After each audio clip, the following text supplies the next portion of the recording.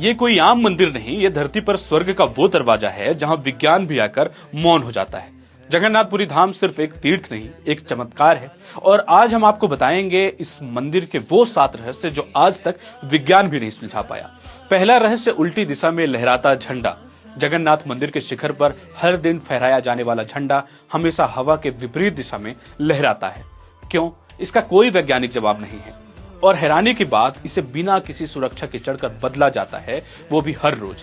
यदि एक दिन भी मंदिर का झंडा नहीं बदला गया तो सीधे 18 सालों के लिए मंदिर बंद कर दिया जाएगा।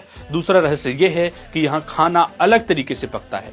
मंदिर में प्रसाद 7 बर्तनों में से एक दूसरे के ऊपर पकाया जाता है, लेकिन ऊपर वाला बर्तन सबसे पहले पक जाता है। नीचे आग होती है, फिर भी ऊपर का खाना पहले कैसे पकता है, ये आज तक बड़े से बड़े विद्वानों की समझ से बाहर है।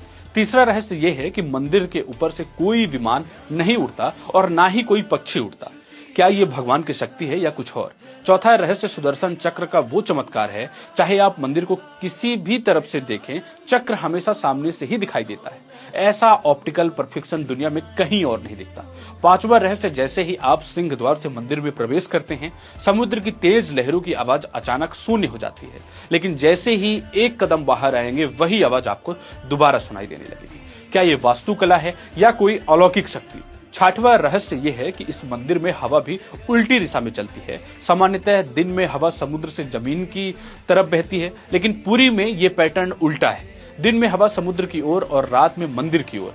ये क्यों होता है, कोई नहीं जानता। सातवां रहस्य, यमराज की वो तीसरी सीढ़ी है जो पूरी दुनिया के लिए रहस्य बना हुआ है। मंदिर में कुल 22 सीढ़ियां हैं, लेकिन तीसरी सीढ़ी पर कोई पैर नहीं रखता, क्योंकि मान्यता यही है कि यमराज का यहीं पर वास है। अगर आप दर्शन के बाद इस पर कदम रखते हैं तो मोक्ष मिल सकता है, लेकिन यमलोक भी निश्चित है। इसलिए भक्त इसे काली सीढ़ी कहकर पहचानते हैं और सावधानी बरतते हैं। इन 7 रहस्यों ने सिर्फ भक्तों को नहीं, वैज्ञानिकों को भी बहुत कुछ सोचने पर मजबूर कर दिया है।